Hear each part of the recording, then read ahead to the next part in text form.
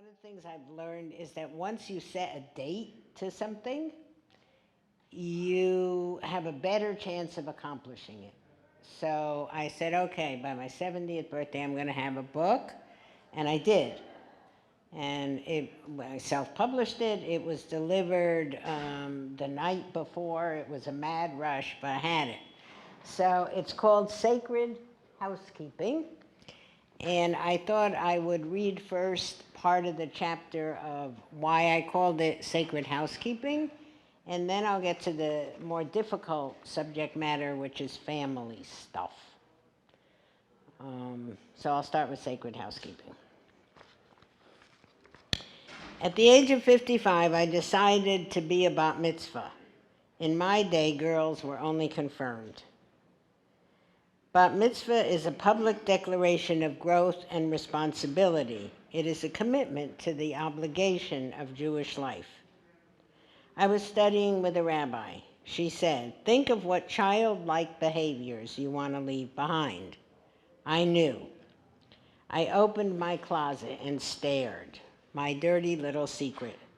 Not just childish, not just a mess, cluttered and disorganized, but clear evidence of my fraudulence and procrastination, my lack of self-care. To the outside world, I was a professional, a person in control. I was a powerful advocate for unlikely transformations, a healer who helped other people get their lives together. But when I opened the door to my closet and stared in, there it was, my own darkness, my version of crazy, my shame. Shirts balled up, pants and skirts in piles on the floor, shoes lost or without mates, torn pantyhose and underpants with no elastic. My monogram towels from my first wedding were in tatters. The Bat Mitzvah Project became my first step toward understanding of housekeeping as something deeper than putting dresses on hangers and rolling up socks. It became a sacred act, a testament to life. At that moment, I committed to change, or at least to try my best to create habits that allowed me to live in the way I wish to live. God is both in the details and the upkeep. Everything I needed to live at peace with myself required maintenance: home, body, soul, relationships, thoughts, everything. I took on one small disaster at a time. This has been a lifelong struggle for me. For many years, I just left my clothes on the floor wherever I took them off. Many years before, I had looked into my daughter's organized closet when she was 10 years old. Where in God's name did you learn how to do that? I asked. All the hangers faced the same way. Clothes were color-coded and in categories. My mother tightly kept herself in and put on her girdle before breakfast and hung all her clothes in garment bags. A place for everything and everything in its place, she said. My grandmother was also a slob, so it must skip a generation. I thought again about Heschel's quote, something sacred is at stake in every event. If God matters, and I am created in the image of God, then I matter. And life matters, and my actions matter. Why bother? Because I'm grateful for my life and my blessings. For me, this realization changed everything. The importance of simple, sacred acts. Everything from maintaining the closets and drawers to making my bed. I came to believe that everyday attendance to one's physical and spiritual condition leads to a better and happier life. Not just housekeeping, sacred housekeeping, hence the name of the book. But it's not easy. I had witnessed many times in myself and clients what Jack Kornfield observes in his book, After the Ecstasy, the Laundry. The epiphanies and ahas evaporate quickly, leaving the messes and clutter of daily life. This concept became another core principle at Beit Tshuva. It's relatively easy to get to a goal, but how do you stay there? The fuel of getting there is powerful, a desire to change, desperation, the will to live a different life, to get different results. But staying there is tough, a different kind of energy requiring maintenance and a kind of boredom. Where do I find enlightenment? Chop wood, carry water. What is holiness? Paying the butcher on time. The fuel of getting to goal is desire. The fuel of maintenance is commitment. Commitment is doing the next right thing no matter what you feel. Maintenance has no rush, no payoff, no applause. Its rewards are internal. It's a statement to yourself that you matter, that caring for yourself honors God. It is a sacred obligation. Boredom can be either blessing or curse. Routine can be either friend or foe. Almost every addict who has gone out after a period of sobriety has told me the reason was, I was bored. The maintenance of sobriety requires daily discipline and effort. Same prayers, same meetings, same steps, over and over again. But I have learned to find sameness soothing and reassuring.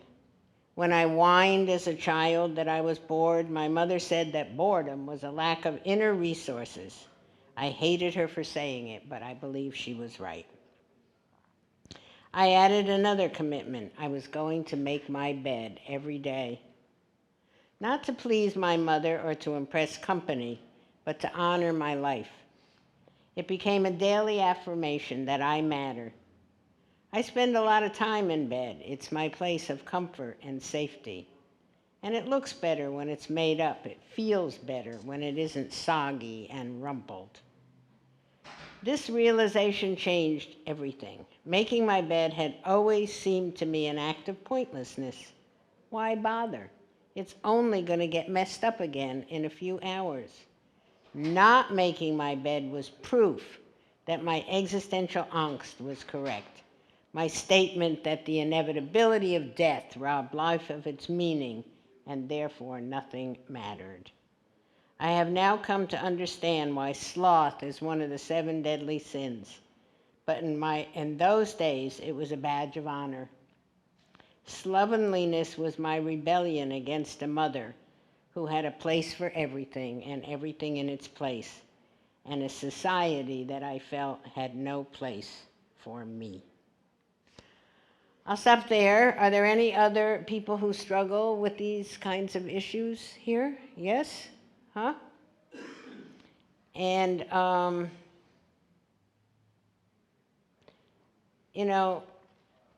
it may seem like a silly thing, making your bed, but it is one of our major lessons here because it's symbolic of bothering, of caring, of recognizing the importance of what you do. And I go on in that chapter to say that the sloth monster still abides within me. It's alive and well. I struggle with my paperwork. Julie knows. Julie came a few years ago and organized my office. But you know what? Organizing your office requires maintenance and upkeep. It ain't a one-time thing. And that is the lesson here, I think, that all important things of life require maintenance. And I think for addicts particularly, that is the most difficult thing to do. Addicts like rush, right? Getting there is a rush. Staying there, not so much. And I think the train has to go from one track to the other, from the desire track to the commitment track, in order for anything to be sustainable. Does this make sense? Action is the bridge between the opposing parts of the self that wants to live and create and do, and the self that wants to hide and stay in bed. And I believe all people have both selves in greater or lesser degree. So now I'm gonna talk about some family stuff and reveal parts of myself that are difficult for me to talk about because I had a great struggle with parenting, with being a mother. It did not come easily to me. And I wrote a chapter here called From Generation to Generation. In the months before my mother's 100th birthday, I just came back from Florida, by the way. My mother is now 103, and not in a really good place. And it was a tough week, but around 100, we had a real connection, probably for the first time, right? It took that long. I was, 75? She was 100, and we actually had a conversation. And she said to me, "You know, Harriet, I always treated you as a person, not as my daughter." That's how she says it, daughter. She's quite affected, my mother. And that was an incredible statement to me. What was the difference between a relationship where you were treated as a person and a relationship built on your role? Do you see the difference? Right? So I hated that as a child. I didn't want to be a person.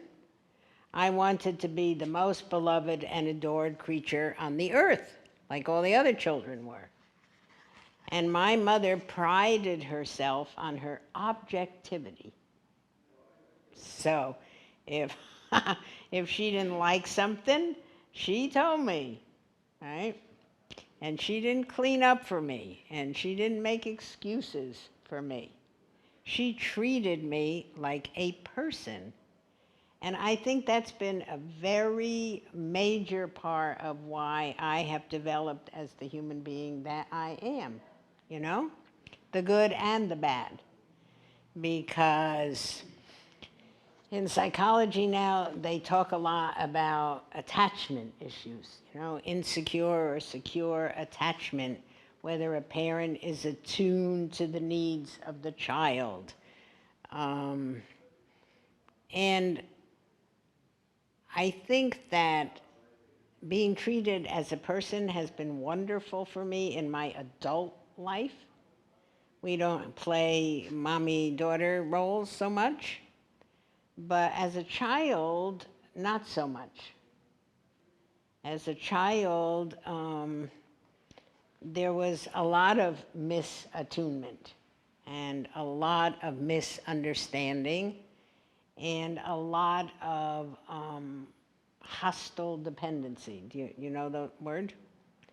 So it took a lot of years for us to find a way to relate to one another. And what I see, well, why don't I do this?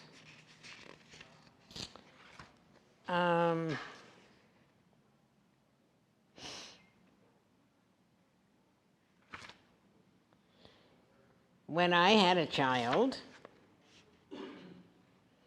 when I told my mother I was pregnant, she sighed. "I hope you know what you're doing, Harriet. In the end, I'm not sure it's worth it." What? You mean I wasn't worth it? Her admission that I had not been a source of constant joy to her eviscerated me.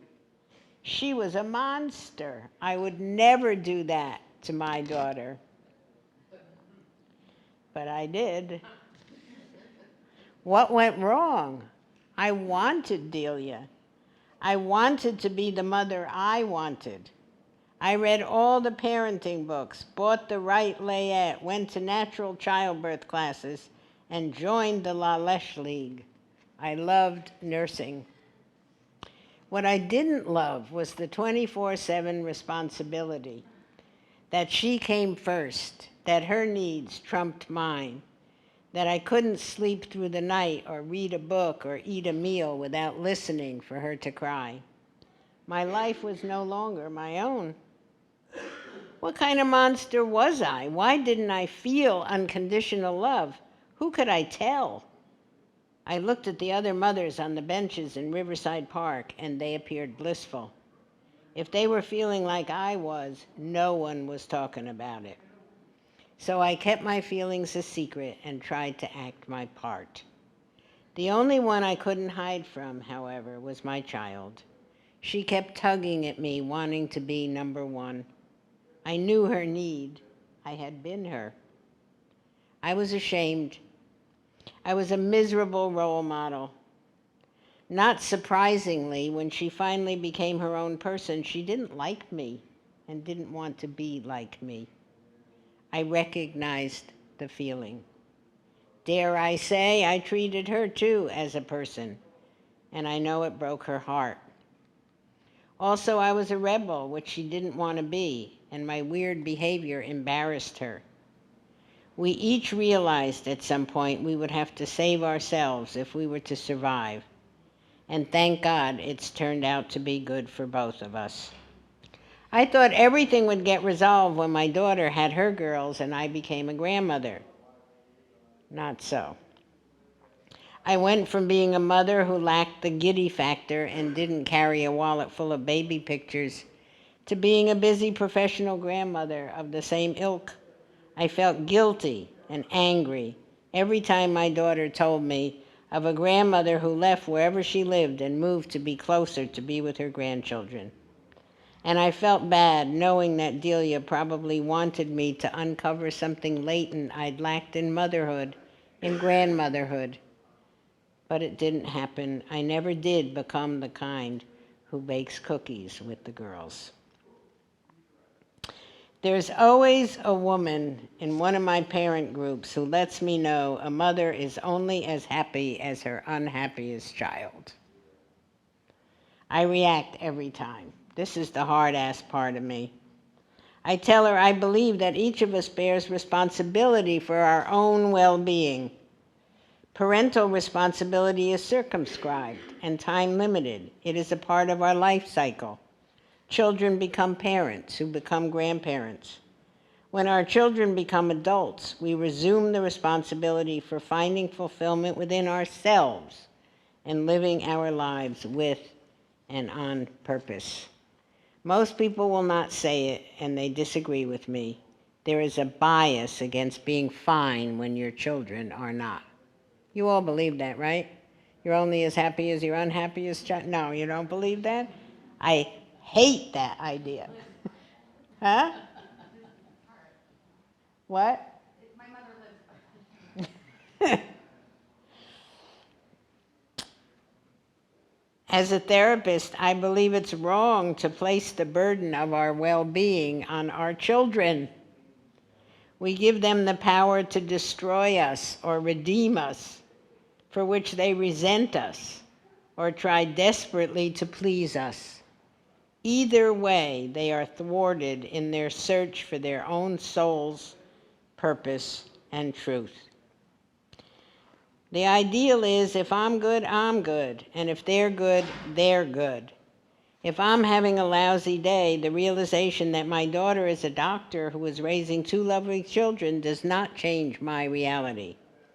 My lousy day is my responsibility, not my mother's, not my daughter's, and not my husband's. And if they're having a lousy day, I can still have a good day. It doesn't mean I don't love you. Love does not demand that I worry or have to berate myself or you if you are not living according to my plan. For better or worse, my emotional well-being is not umbilically attached to my daughter's emotional well-being or her accomplishments or failures. I can't really claim credit or blame for her life choices. Separation is part of God's plan. I will stop there for a moment. So does that make you hate me when you hear these words? No? That I'm some kind of an unnatural creature? React. What? Any?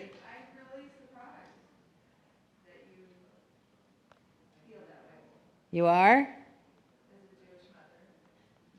So, being a Jewish mother requires that one live in a constant state of worry and anxiety. Is that true? It says it in the Torah, right? It says in the Torah, if you're a mother and you're Jewish, you have to worry 24/7. That's love. Yeah. Absolutely. It's passed down from generation to generation. But you know what? It's not true. It really is not true. You were a person before you reproduced, and you remain a person even after you have children. I think that if you really want to look at what parenting is, we are just caretakers, basically, of our children. And how do children learn?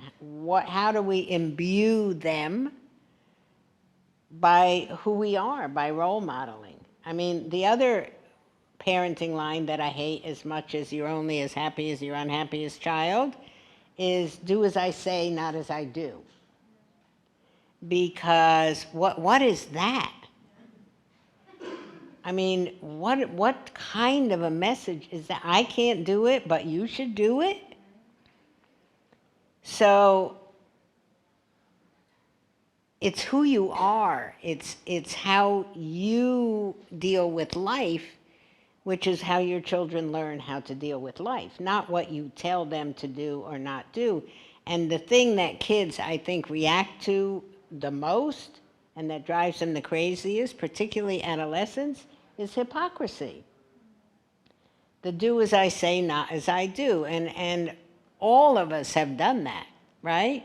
We say, don't gossip, and we're on the phone gossiping. I mean, there are a million mixed messages that we give our children. So what they learn is how we show up for life, how we carry ourselves in life. Where are we consistent? And I think the other obligation that you have as a parent is to know your child. I think where it gets difficult for us, all of us, and particularly in our culture, is we inherit a script of the perfect family, right? It comes with the passed down from generation to generation. Each generation, the idea was my children will do better than me. I will give them everything. I will sacrifice, and then they will be perfect. I'm going to raise the perfect child. And because all of this relationship shit is so difficult, what we've learned to do is play act. Roles, right? Mommy bear, daddy bear, and the baby bears. And kids pick up very quickly what's expected of them, what's okay in our family, who I'm supposed to be. And either they conform or they rebel at some point. But I think the job of a parent is to help the child find out who he or she is and to encourage them in being their unique and authentic selves. And that's really difficult for parents to do. This is one of my ahas that I'll share with you. As a kid, I was not allowed to pick out my own clothes. My mother dressed me, and there were ways that I had to look. You know, a little tweed coat and hat and Mary Jane's, and I swore that when I had a child, I would allow her to make all her own fashion decisions. So I was living in New York at the time, and it was winter. I don't know, maybe she was 5. And we went for a winter coat. And we went to Alexander's department store, and I told her she could have any coat she wanted. And she picked out this pink fake fur thing that no self-respecting Jewish child would be caught dead in. You know what I mean?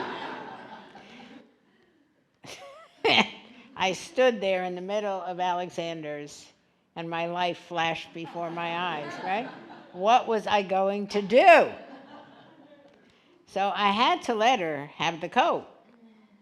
But every morning when we walked down Broadway to school, I was so embarrassed I wanted to die, you know? I wanted to hang a sign saying, she picked this. I did not pick this coat. So that's a silly story, but it isn't a silly story, because if you are really going to give your child permission to follow their own likes and dislikes, you're going to sometimes be really embarrassed, and you're going to feel ashamed, and you're going to feel like the other kid, is doing it better, and oh my God, what are they going to think of me? Because for generational reasons, I think, parents often feel that their children are a reflection of who they are. And if I raise a child who doesn't conform to whatever the standards are in my little part of the world, people will think less of me. And that's true, actually. That's true. And so what we do often is we role play, and we make the outsides look good. I mean, how many families since I've been doing this is who shows up for the Seder become the focus of life. All my children have to be together because they enjoy one another so much. Not always, but because that says what? I've done it right. Okay? I've done it right. And I'm not, there's no good guys or bad guys here. We were all children before we were parents. And all of us struggle with the same things, don't you think? But I don't know if any of you have heard of a book called Excellent Sheep by a Yale professor by the name of William Dershowitz. He's going to be coming here in a few weeks. And he's talking about the kids who do it all right, the way the parents would like. The kid you wished you had, who got into the top 10 schools and got the best grades and never became a dope fiend and didn't go to rehab. And he's saying that he's calling them excellent sheep. And he's saying that they are the most anxious, depressed, hopeless, suicidal group of young people he has ever witnessed.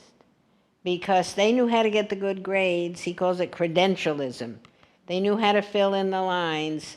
They knew how to act as if and do all the extracurricular activities that get you into the best schools.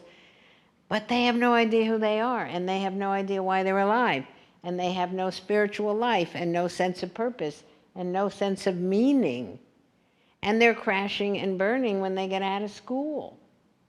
So those of you who are thinking, it would have been better if your kid be, and what I heard when I read this book was so many of the people who come here describe themselves as the black sheep. So it occurred to me that whether you're the black sheep or the white sheep, sheep nonetheless, you know what I mean? And at some point or another, it becomes the same. It becomes the same. That if you don't have an inner life, if you don't grow up with a sense of self-efficacy and self-direction and meaning and purpose and the ability to care for yourself and make your own decisions, that it doesn't matter whether you got all the good grades. We do a prevention program with kids, and all of them say, you know what I learned? They say, if I got good grades, my parents didn't care. They didn't want to know any of the rest of it. So as long as I got good grades, I could go out and party and use dope and, and they didn't care. They didn't know. As long as the outsides were right. Did you want to ask something? You had a hand up before, but I kept talking. No? Now that we continued on, I have a little sister, and I feel like that's the main. Can you come up here and ask the? Okay. Or do you want to just hand it to you? How about that? Kind of embarrassed. Don't be embarrassed. How about that? Hi, so I'm Judith, and I'm a resident here. And yeah, I really like what you're saying about, no matter what age you are, to embrace that authentic self and be who you are, because I feel like that played a big role in my rebellion. Part of me is that I kept my authenticity suppressed for so long that it escaped in different ways, shapes, and forms. And I really like that you deliver that message, because I feel like a lot of the youth today should really know that, and especially with parents. Like, that's what I try to tell my mom. With my little sister, even if you don't agree with it, just let her embrace it and find it out for herself, because that, just like you said, all the exterior things can look great, but internally, if you don't know who you are and you're trying to find yourself, yet you feel like you can't because of all these other, things, then yeah. Thank you. Yeah. So thank No, you. that's the big message here, Yes. I just wanted to say, I find it ironic that, is this on? Anyway.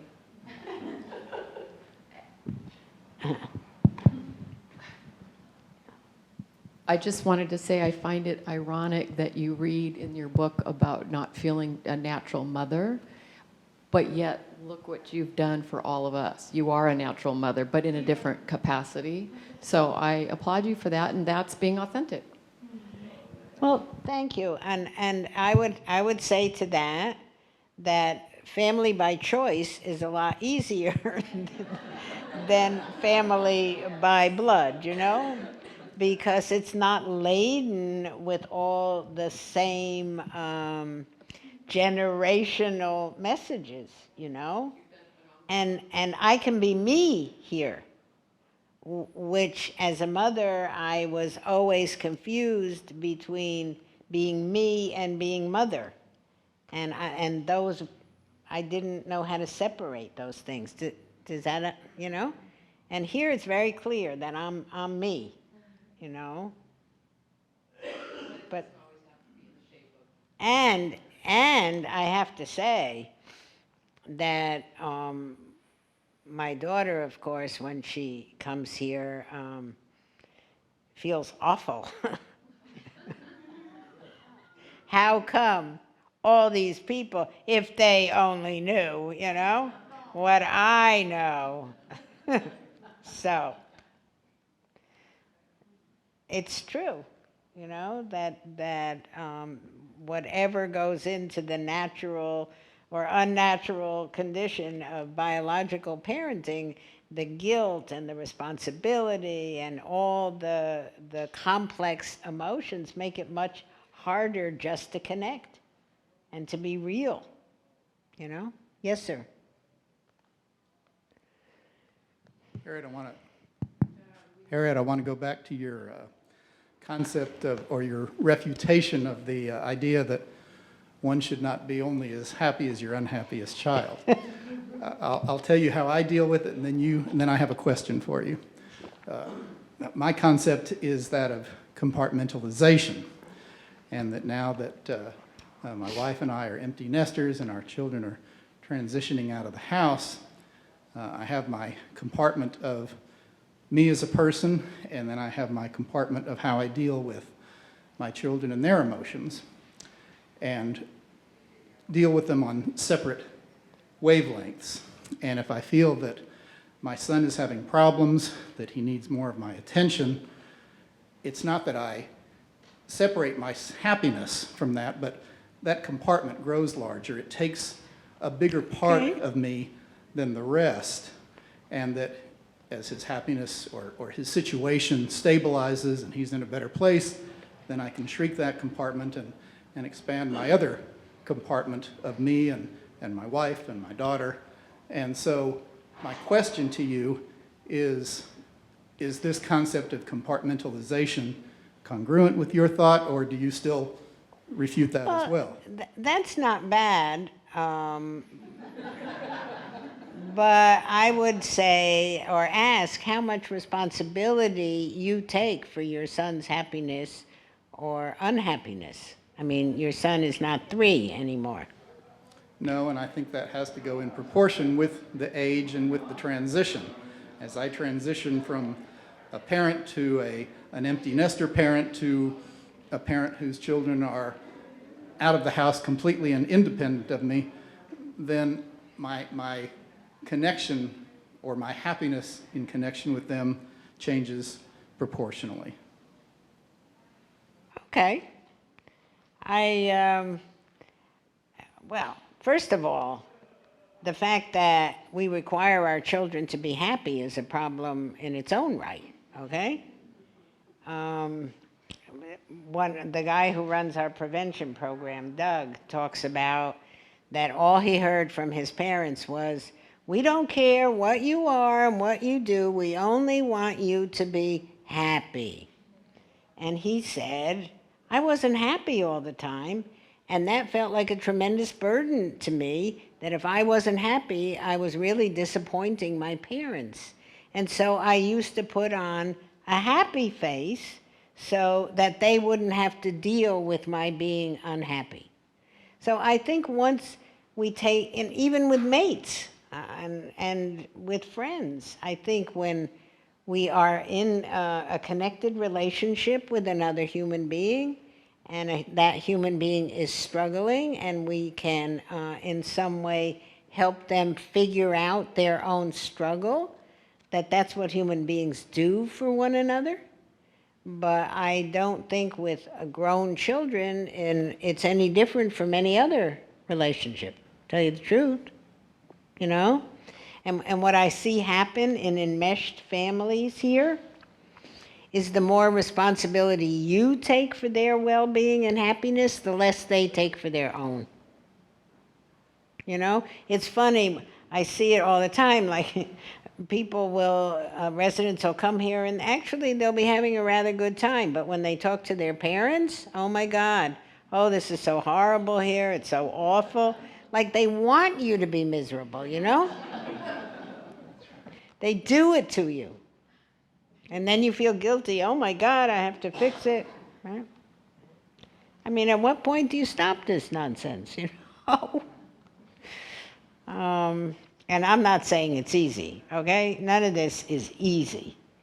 They're very complex kinds of emotional relationships.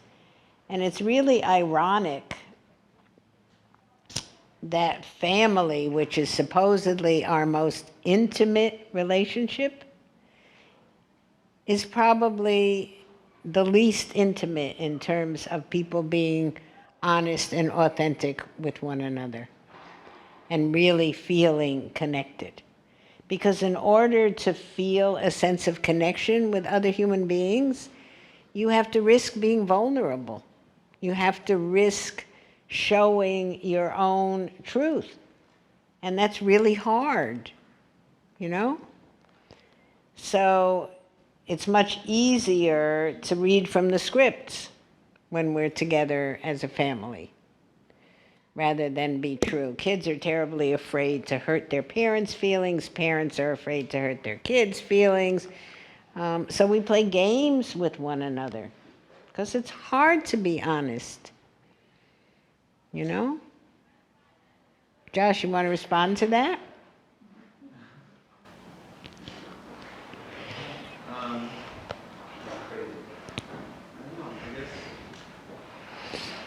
There is pressure to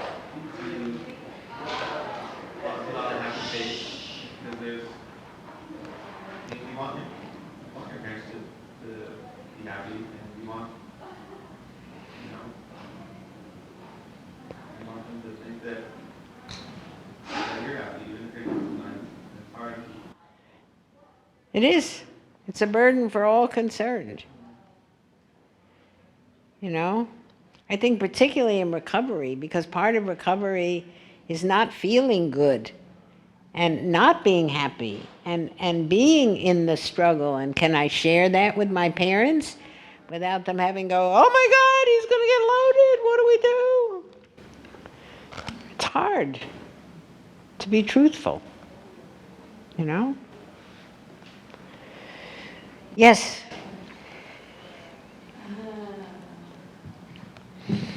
Hi, Harriet. So I have a question. We're doing a lot of work here with our families, and I just want to know, there's a lot of stuff that has gone on. I'm going to speak from a child's point of view.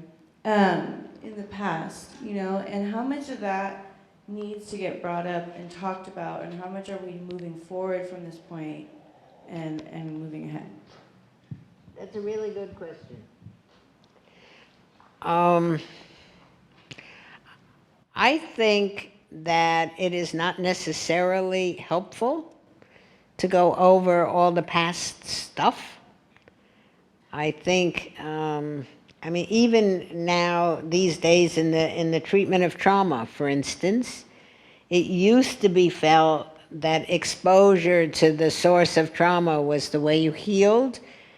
Our field no longer feels that. The idea now is moving forward, that it's not necessary to relive the traumatic experience. What's necessary is to learn how to deal with what is now. And I think that's probably true in family systems also. How do we go forward with one another as adult children? How do we,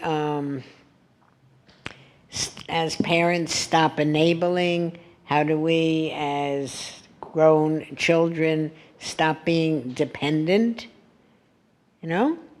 I don't think you have to go back over all of the, you didn't do this and you never took me fishing and, all the stuff that, people blame their parents for. I think you can't grow up while you're still blaming your parents. I really believe that.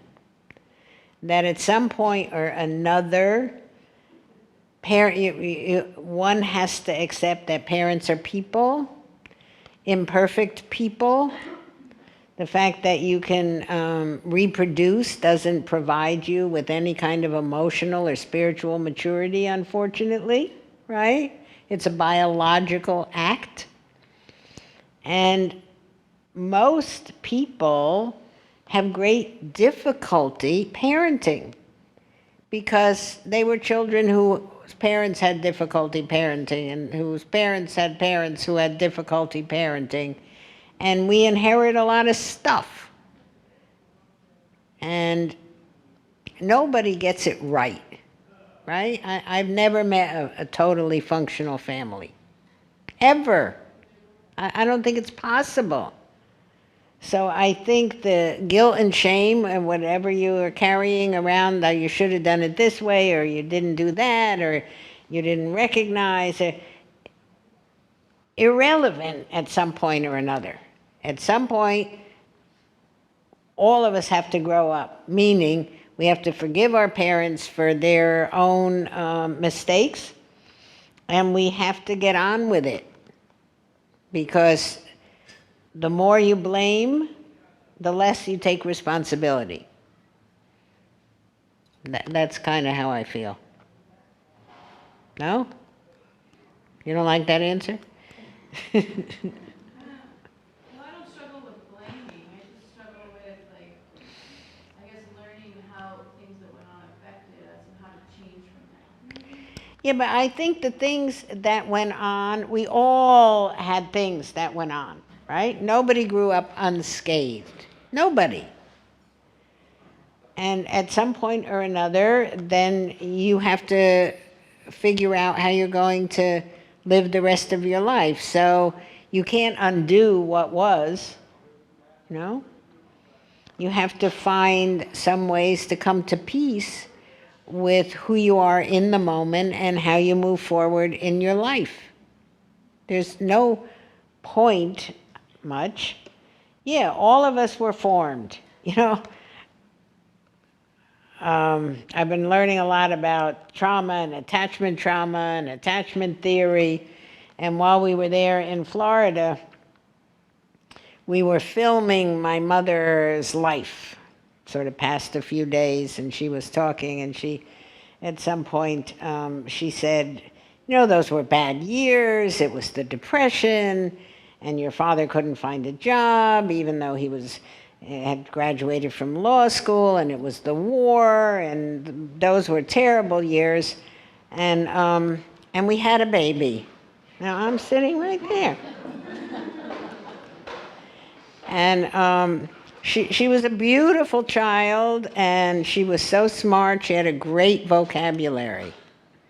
And I'm thinking, that was me. That was me she's talking about, that baby. I said, you mean me? And I saw, okay, I got it, right? She was not able in those years to form an attachment to this beautiful baby with the good vocabulary,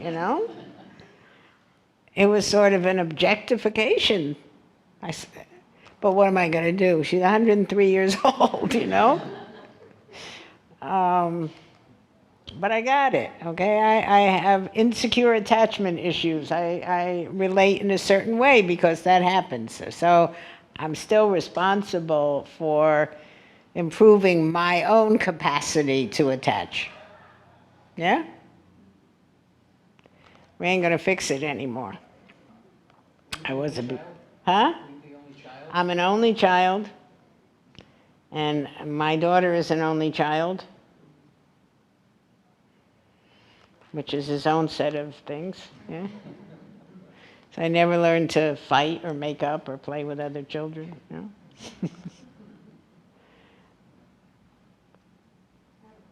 Yeah, Jamie. So, when I got married, I explained to my husband that I would never love our baby more than I love our dog. Like, it just didn't seem like that would ever happen. And I love kids, I love my nieces and nephews, but I was always really bored after a couple of hours with them. And I got to go home, and now I'm at an age where kids might not be an option. I'm going through a divorce, and I'm not 20. How do you, when we talk about connection being such a vital part of sobriety and spirituality, manage to stay connected when all of your friends and everybody has kids and that's where their lives revolve, and society says, as a woman, I'm supposed to? How do you suggest in that kind of situation where that may not be the path I take, staying connected anyway? Staying connected to the world, to the people around me, to my family, to everybody, despite any sort of society judgments or the feeling of loneliness of like not having that be a part of my life, potentially. You count your blessings. Well, it's not simple.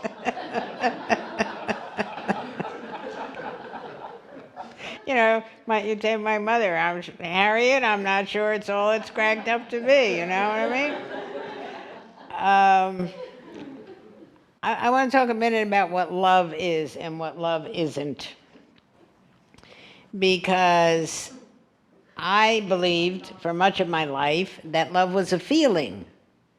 And so when the feeling I had for my child wasn't necessarily loving a lot of the time, what I described as loving, like I did not love being in her company, right? I now believe that the loving part is doing what you are required to do no matter what you feel. And I believe that in my marriage, and I believe that in my relationship to my mother and my relationship to my daughter. I did not have a wonderful time in Florida for 5 days taking care of my mother, listening to her kvetch every minute of every day, okay, about how awful her life is and how she wishes she were dead.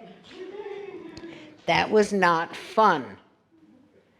And the love part is that I showed up every day And I have learned enough about regulating my own emotions that I was able to be kind and compassionate most of the time, when I felt quite different from kind and compassionate. And I think that's the best we can do sometime, you know?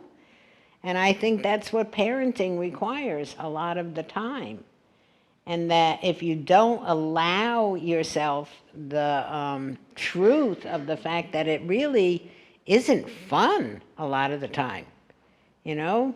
It's tremendously difficult to put your own needs aside and tend to a child in a consistent and loving way, particularly if you are not really emotionally mature, which most people are not when they have children. You know, it's tough. So, love is the action part. Love is the action part. That's a good question. Yeah, it's the choice to act lovingly when you don't feel loving. When you don't feel loving. You know? There are moments of feeling loving in life with people. But in any long-term relationship, that's not a consistent state of affairs, is it? It's certainly not in a marriage. And I don't think it is in a family either. And I think you don't have to feel guilty about that or ashamed that you don't always feel loving. As long as you're willing to take the actions of loving kindness as much as you can.